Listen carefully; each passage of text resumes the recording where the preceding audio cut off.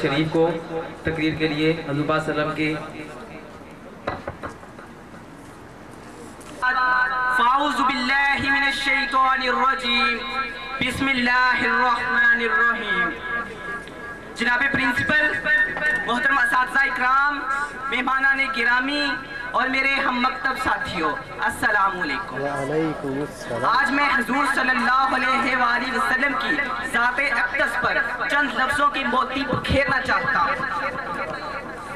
آؤ کہ پھر بسائیں دلوں کی یہ بستیاں، آؤ کہ پھر بسائیں دلوں کی یہ بستیاں، گھر گھر نبی کے ذکر کی محفل سجائی جائے۔ ہے ذہنوں کی تیرگی کا متاوا اسی میں ہے کہ ہر دل میں شمع عشق محمد جلائی جائے۔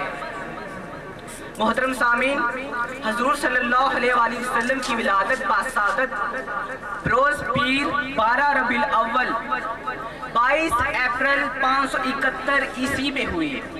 حضور صلی اللہ علیہ وآلہ وسلم کی ولادت سے پہلے یہ دنیا تاریکی میں ڈوبی ہوئی تھی۔ ہر طرف اندھیرا ہی اندھیرا تھا، ہر طرف ظلم و ستم ہو رہا تھا، ہر کوئی ایک دوسرے کے خون کا پیاسا تھا۔ لیکن حضور صلی اللہ علیہ وآلہ وسلم کے آنے سے تمام اندھیرے دور ہو گئے، ہر طرف نور ہی نور ہو گیا۔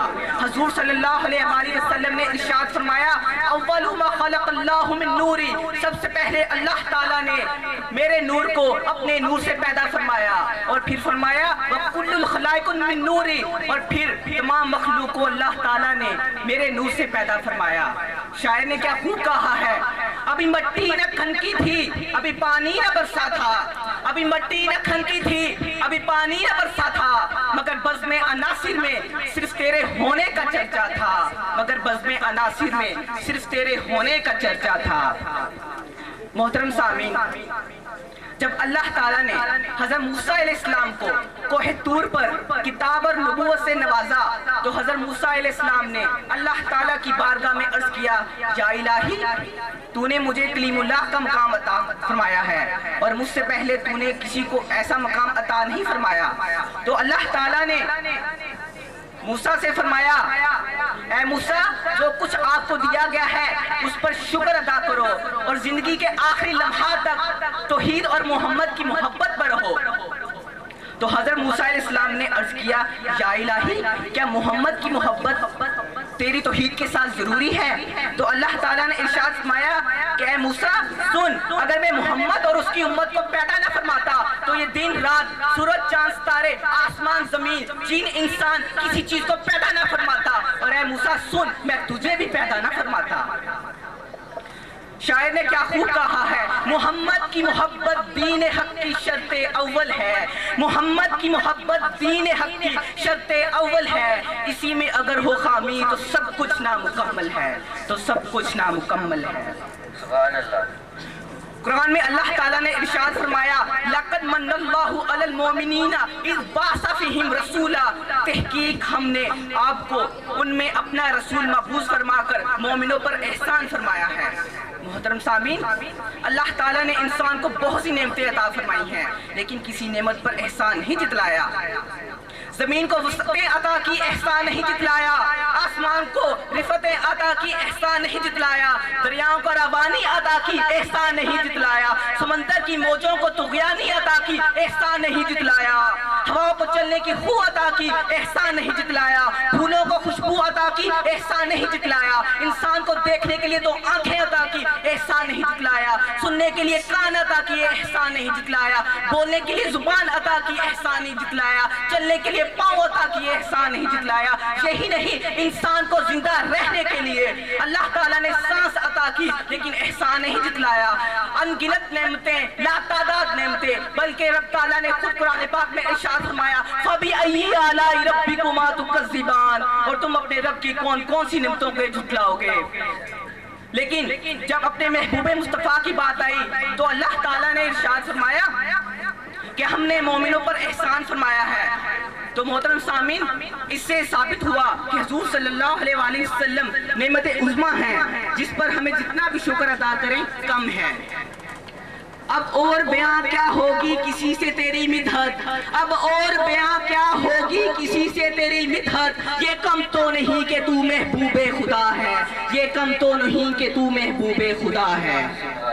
محترم سامعین، تمام دنیا میں عرب افضل، عرب میں قریش افضل، قریش میں بنو ہاشم افضل، اور حضور صلی اللہ علیہ وآلہ وسلم بنو ہاشم میں پیدا ہوئے۔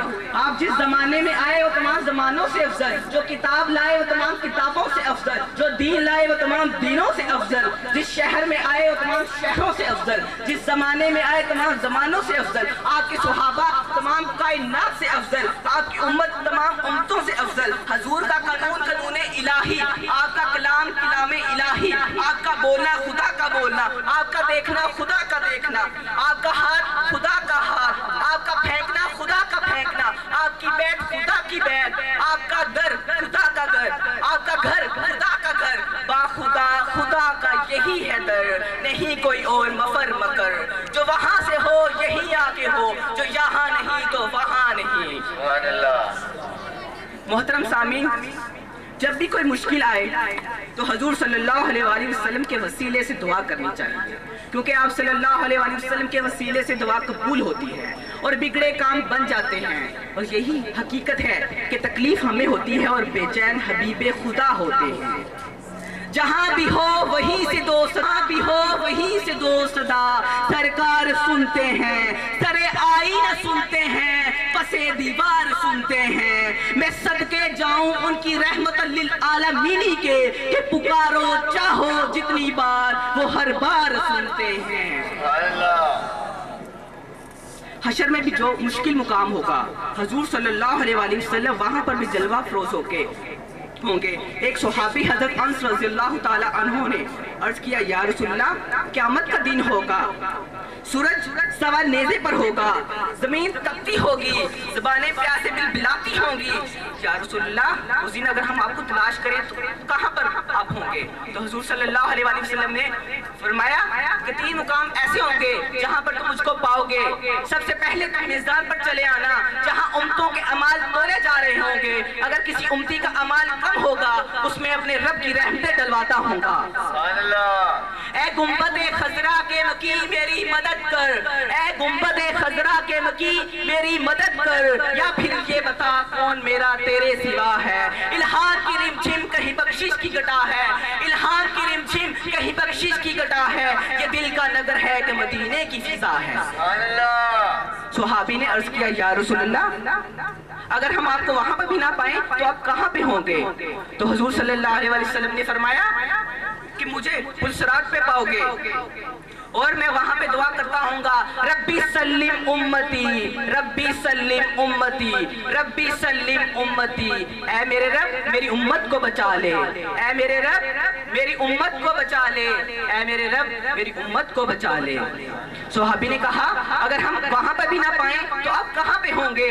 تو حضور صلی اللہ علیہ وآلہ وسلم نے ارشاد فرمایا کہ تم آب کوثر پہ چلے آنا، میری امت پیاسی ہوگی اور میں آب کوثر کے جام بھر بھر کے پلاتا ہوں گا۔ اعلیٰ حضرت فرماتے ہیں، ٹھنڈا ٹھنڈا میٹھا میٹھا، ٹھنڈا ٹھنڈا میٹھا میٹھا، پیتے ہم ہیں پلاتے یہ ہیں، ان کی بخشش ان کا صدقہ دیتا وہ ہے دلاتے یہ ہیں۔ محترم سامعین و حاضرین، قیامت کے دن آپ صلی اللہ علیہ وسلم کے وسیلے سے ہی امت بخشی جائے گی، اور بے شک آپ صلی اللہ علیہ وسلم ہمارے لیے سب سے بڑی خوشی اور نعمت ہیں، اس پر ہم اللہ کا جتنا بھی شکر ادا کریں کم ہے۔ ہم کو دنیا کی دولت نظر چاہیے، ہم کو دنیا کی دولت نظر چاہیے، بس شاہ کوثر کی میٹھی نظر چاہیے۔ وما الینا الا